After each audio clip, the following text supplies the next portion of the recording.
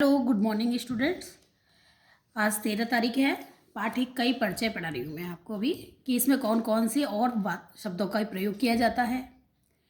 उत्पत्ति के साधन, उत्पत्ति कहो या उत्पादन कहो, कौन कौन से साधन होते हैं? 5 साधन होते हैं, क्योंकि कोई भी हम उत्पादन कार्य करेंगे तो भूमि, पूंजी, श्रम, संगठन, साहस के द्वारा कार्य नहीं कर सकते, क्योंकि बिना भूमि के भी काम नहीं किया जा सकता। यदि आपके पास पूंजी नहीं है, सब कुछ है बाकी के, तो भी आप कार्य नहीं कर सकते। और जब तक श्रमिक नहीं होंगे तब तक भी काम नहीं कर सकते। लेकिन इसके साथ साथ एक साहसी या उद्यमी का होना भी बहुत आवश्यक है, क्योंकि एक उद्यमी वही होता है जो जोखिम उठाता है।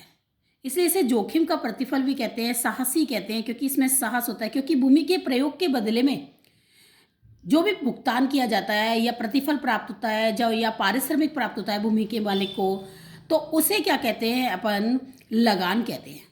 क्या कहते हैं? उसको लगान कहते हैं। ठीक है। ऐसे पूंजी के प्रयोग के बदले में जो भुगतान किया जाता है या पूंजीपति को जो भुगतान के रूप में, प्रतिफल के रूप में जो प्राप्त होता है, उसे क्या कहते हैं? ब्याज कहते हैं। एक श्रमिक जो अपने श्रम के प्रयोग के बदले में जो प्राप्त करता है पारिश्रमिक के रूप में, उसे क्या कहते हैं? मजदूरी। ये वेतन भी हो सकता है एक श्रमिक जो कार्य करता है, क्योंकि शारीरिक और मानसिक दोनों रूप में एक श्रमिक अपने आप को कभी नहीं बेचता है, वह अपने श्रम को बेचता है।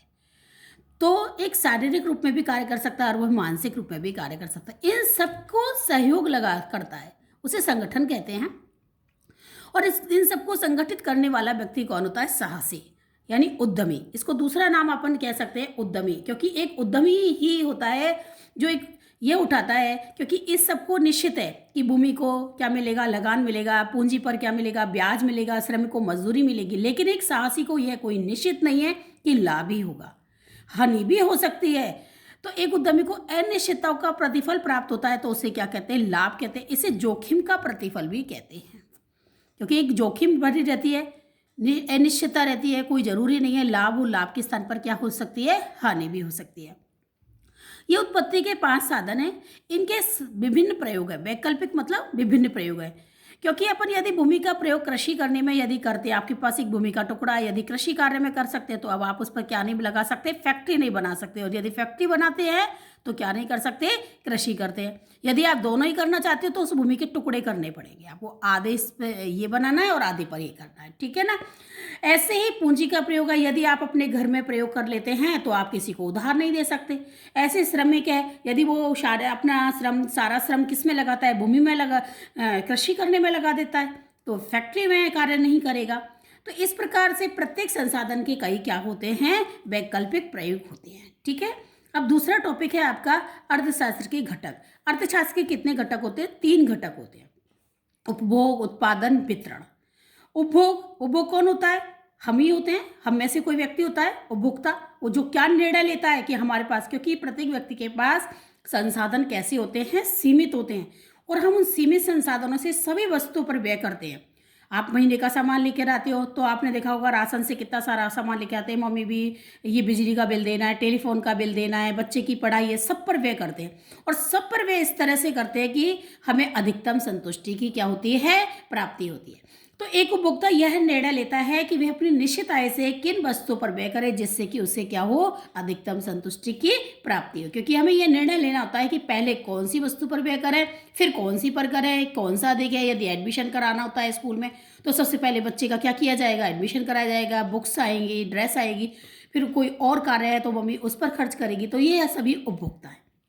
ऐसा ही उत्पादनकर्ता होता है, और एक उत्पादनकर्ता भी यह सोचता है कि क्या उत्पादन करे, क्योंकि उसे ये ऐसी वस्तु का उत्पादन करना होता है जो मांग, मार्केट में तो मांग हो, डिमांड जिसे कहते हैं इंग्लिश में, मांग होनी चाहिए। बिना मांग के कोई भी कार्य नहीं हो सकता। यदि आपने बिना मांग के कोई वस्तु का उत्पादन किया तो वस्तु बिकेगी नहीं।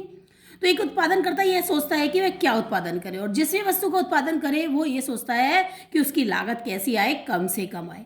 कम से कम लागत आएगी तो वह अधिक उत्पादन करेगा, और अधिक उत्पादन करेगा और उसको जब लागत कम आएगी तो वह कम कीमत पर बेचेगा, और उससे क्या मिलेगा? अधिकतम लाभ होगा। ये उत्पादनकर्ता की सोच होती है। इसे उत्पादन का सिद्धांत कहते हैं। उपभोक्ता का सिद्धांत ये होता है। अभी वितरण का सिद्धांत। वितरण, अब आप देखो, मैंने अभी बताया था आपको कि कोई भी उत्पादन कार्य किया जाता है तो अपने पास 5 संसाधन होते हैं: भूमि, पूंजी, श्रम, संगठन, साहस। तो अब आपने यहाँ पर उत्पादन किया, अब उत्पाद को बाजार में क्या करना है, अपने को बेचना है। और जब उत्पाद में बाजार को अपन बेच के आएंगे तो उस वस्तु को बेचने से जो आय होगी, उस आय में से उत्पादनकर्ता सबसे पहले मकान का किराया देगा, यानी भूमि का किराया देगा। पूंजीपति से यदि पूंजी उधार ली हुई है तो उसको क्या देगा, ब्याज देगा। श्रमिक उसके कार्य करते हैं तो श्रमिक को क्या देगा, मजदूरी या वेतन के रूप में देगा। फिर बाकी का जो बचेगा उसे वह क्या प्राप्त करेगा, लाभ प्राप्त करेगा। इस प्रकार से इन सबको भुगतान कर देता है। इस भुगतान करने को ही क्या कहा जाता है, वितरण कहा जाता है। उसे क्या कहते हैं, वितरण। आप ये जानते हो कि हमारी जो राष्ट्रीय आय होती है इन सब का योग्य होती है, क्योंकि राष्ट्रीय आय के अंतर्गत भी आपने क्या पढ़ा होगा, राष्ट्रीय आय मजदूरी श्रम को क्या मिली, मजदूरी। भूमि पर क्या मिला, लगान। पूंजीपति को क्या मिला, ब्याज। एक उद्यमी को क्या मिला, लाभ। इन सब की आय को जोड़ देते हैं। सकल राष्ट्रीय आय, सकल घरेलू आय क्या होती है, जिसे अपन क्या मतलब क्या है। अब ये चीज़ें आप टॉपिक जो है 12th में पढ़ोगे। सकल घरेलू आय, सकल राष्ट्रीय आय, निवल राष्ट्रीय आय, ये सब चीज़ के बारे में आप 12th में पढ़ोगे। इसलिए बस इनकी मतलब, क्योंकि हम में से ही कोई व्यक्ति मजदूर होता है, कोई भूमि का मालिक होता है, कोई पूंजीपति होता है, कोई उद्यमी होता है। बस इस रूप में हम सब क्या प्राप्त करते हैं, आय प्राप्त करते हैं। और हमारे देश के इन सब लोगों की आय को यदि जोड़ दिया जाता है तो उसको क्या कहते हैं, राष्ट्रीय आय कहते हैं। तो मैं एक बार इसको रीड कर देती हूँ। तो उत्पादन को बाजार में बेचने से जो आय प्राप्त होती है, उस आय में से उत्पादनकर्ता भूमिपति को लगान, पूंजी पर ब्याज, श्रमिक को मजदूरी एवं शेष बचने पर लाभ प्राप्त करता है।